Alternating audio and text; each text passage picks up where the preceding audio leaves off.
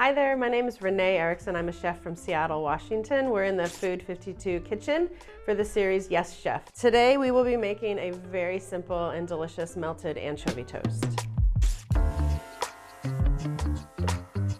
This is something that I tend to make, well, I made this as an accident, first of all. So it was, I had some fancy anchovies that came in this beautiful little tin, all layered up perfectly, and I was like, oh, I just want to warm them up a little bit and put them on toast. And they were so fancy that they immediately disintegrated in the oil. So I then ate them just as that was, because I was like, they're real fancy and I'm not throwing them away. So this dish came out of that. So it's basically a toasted piece of bread with a melted anchovy oil. So we're gonna start with olive oil, and it's a lot, which I love olive oil, so don't be bashful. It's a half a cup, and we're gonna measure it. You can do a little less, a little more if you want, but you know, you're gonna be making this hopefully for some friends or all for yourself, potentially. And you're gonna heat up the pan just a tiny bit. So I'm gonna start getting everything ready so that I can put it all together really quickly. So I'm gonna peel all these garlics. You can give them a smash if you want to get them peeled. If you don't like as much garlic as I do, obviously add less, but this is a really strong and kind of intense flavored toast. So all of these I think kind of play nicely together. I'm a huge fan of anchovies. I think we don't eat them on their own, as just an anchovy dish enough. So I think one of the reasons why this was in the book was just for that, where it's just, you know, A, it's really simple, B, you probably have these things lying around your house, and why not? They're really great. Anchovies in general, there's a lot of them available in the world. I would say don't buy the cheapest, and like I did, don't buy the most expensive, because you are gonna melt them down. I think salted anchovies are great. Oil cured anchovies are also great. So yeah, use what you have. I like to cut them like top to bottom. I think they look really pretty that way. You can kind of slice them on a mandolin if you have that. This is a dish that is in my new cookbook called Sunlight and Breadcrumbs, and it's a cookbook that is super personal. It's a lot about my history as an artist and how that's influenced me as a cook. There's also a whole chapter devoted to anchovies, so one of the reasons why this is one of my favorites is I think it has, anchovies in general are something that like run throughout all of my cooking, and so to be able to focus a whole chapter on it was super special. There's also an anchovy on the cover, so needless to say, I love anchovies. This is a lemon that I'm peeling the skin off of, and you're gonna use it for long, skinny zests. So if you get the lemon and it's peeling with the pith, you're gonna just kind of try to remove it, because that's the part that can be a little bit bitter. Like I said, there's an anchovy on the cover. I also did the painting. So this was the kind of the craziest option of writing a cookbook, was to decide that I was gonna not only write the recipes and test the recipes and do all of that, but also make all the paintings, shoot the photos, and then eventually the cover. As my background is in art and the focus of the book being about creativity, it was really important that all of those things that were creative endeavors that I was actually somewhat okay at, I did. And so I did hire a writer. Sarah Dickerman wrote it with me, and thankfully I think we got to a place that she was proud of as well as me, but I think having the focus be about creativity, I really wanted to do all the paintings and the photography. So I am just making really thin little slivers, little julienne pieces. Feel free to stack them if you want, and just try to make them as thin as possible, because these you're gonna cook in the oil with the garlic and the anchovy, and then it'll be on the toast, so it'll be something that you're eating just as is. Okay, everything is ready. We've got the julienne lemon, the garlic, and we're gonna heat the olive oil up. And at the same time, since this is a toast, I wanna start heating the grill pan as well. So this is warming up. I'm gonna add the olive oil, which is measured. At the same time, the grill is getting heated so that we can kind of put this all together.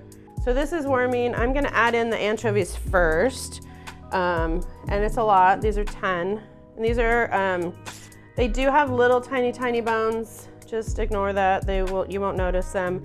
And because it's called melted, they actually do really melt. You kind of have to give them a little nudge with this wooden spoon, but anchovies are the things that like you want to put in like secret stews or sauces or vinaigrettes, because they give this amazing kind of quality of flavor, but they're not, everyone always describes them as fishy, which is hysterical because I'm like, it's a fish. So yes, it can be fishy. Those are, you can see they're starting to just sizzle a little bit. I'm gonna add in the lemon peel and the garlic. And you kind of want a medium-ish heat, not too hot, because you don't want the garlic to burn. Okay, that's going. So they've entirely dissolved into just little bits. So now you can kind of control the cooking of the garlic and the lemon peel. So I'm just gonna give this a little more heat. And that's getting warm.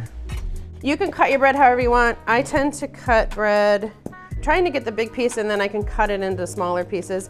Don't make it so thin because you're gonna have a lot of delicious, oily anchovy to put all over it. So that, and normally when I grill bread, I would oil it, but since that's the end of this, I'm just gonna put it straight on.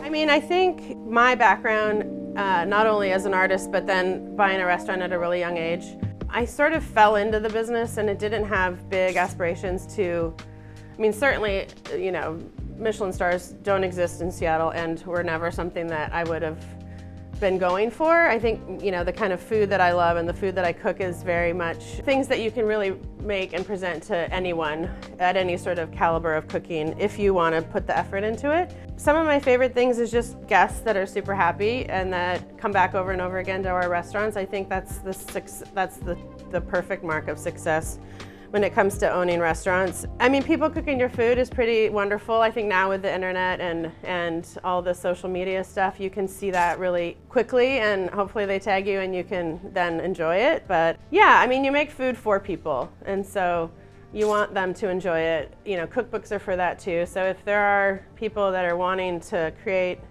dishes based on your ideas, I think there's nothing better. I'm gonna go ahead and grill these. All right, I'm gonna turn this off now. You can kind of see this is starting to get a little transparent. I'm gonna cook it a little bit more once the toast is ready, but for now I'm gonna just shut it down or turn it way down. I'm a big fan of like almost burning things, and it isn't an accident often. So I'm gonna just let these hang out here for a while and then flip them over and do it again on the other side. Especially with something kind of oily and juicy like this, I think that contrast of crunch is really important. It'll also help it not fall apart in your hand, so it's important to have some texture to hold it together. I mean, I was lucky to, when I was at the School of Art at University of Washington, I went to school in Rome for a semester, and like most students, I was on a very limited budget, and I would walk around on the way to and from our school and, you know, just be in awe of these shops that had everything, you know, pasta shops that only sold lamb, you know, people that were only selling mushrooms. And I just, you know, having grown up in the 70s and 80s, like that idea of that much intention around what the next meal was, or what the next like 3 meals were, was so just life-changing for me. Like it became, you know, a thing that I wanted in my life. And so I remember coming back to Seattle and going to work at Boat Street, which became my first restaurant, and all I wanted to do was just go back to Italy. So I think that alone was the one thing that I kind of mark in my life that was a place that changed forever how I view food or how I want to have food in my life. And so yeah, so I go back all the time now, and I'm, you know, like I try to go to Italy at least once a year, and it hasn't changed. The experience of food and the intention around it and the love for it, it's honestly, I think, gotten better because there's people that are seeing the world and kind of coming back to Italy and realizing like how fabulous it is and how important it is for them to kind of keep tradition alive in how they present their food in the city to guests. So that's kind of a good burn for me. Some might think too cooked, but since I'm here at what once was burnt toast, I'm embracing that. Yeah, so I'm just gonna let this cook a little bit longer to get that same color on this other side. And then one thing I tend to do always when I'm grilling toast is to kind of lean it against something so that it doesn't steam itself back to not being crispy. So I'll lean it up against whatever's around me. In this case, I'll probably lean it against the oil, but I don't want it, if you stack them on top of each other or lay them flat on something, they're gonna get soft, and we don't want that. So when the toast is done, I'm just gonna get this nice and warm, and then I'm gonna add in the chili flake. I think, you know, this is like all other ingredients in this dish, kind of to your preference. I like this to be spicy, so this is a teaspoon. We're gonna warm this up, and at the same time, the toast have cooled, and they're just gonna get cut into pieces that you can then bite. So depending on the size, I think 3 or 4 seems like a good amount. Into a plate. This is something like for sure have little napkins ready, because it's gonna be messy. So warming this up, I'm gonna just make sure. So yeah, these are nice and transparent, both the lemon and the garlic. The chili is gonna give it a nice brightness. I have not added salt to this because anchovies tend to be salty. You can go ahead and give it a taste and make sure. There's always the option to add really delicious crunchy salt on top. So once this is ready, which it is, it's starting to bubble, I'm gonna just start putting it right over the toast. And you want a little bit of all of the things on each toast. And try to like do all of the toast and then go back for more, because that way you don't. I love this. It's a ridiculous thing to make, but it's so fun. I'm a big fan of like stale bread being revived. So I'll soak it in water and then re-toast it and then grill it and then put all this stuff all over it. So yeah, bread's almost, you never really need to throw out bread. And then the last little bit is just gonna be fresh, kind of bright basil leaves, which I think just adds kind of a really pretty green and kind of warming flavor to everything else. Kind of think about like, what's the best smelling thing? And I think when I was a kid, it was bacon. And now it's like garlic and chilies and toast. I think probably like one of my favorite smells, especially walking around New York City, has been burnt flour in all the pizzerias. Like, it's so good, and it's so, there's no smell like it. Okay, so that's kind of great. There's basil on all of them, lots of garlic, lots of anchovy, lots of chili. Yeah, melted anchovy toast. All right, now I'm gonna try it. See, it's not too wobbly, which is great. I love it. Yeah, anchovies are great. Everyone should do this. This recipe is at food52.com, as well as in my cookbook, Sunlight and Breadcrumbs. Make this for a late night snack or for your friends coming over. It's surprisingly delicious and incredibly easy. So I hope you enjoy it.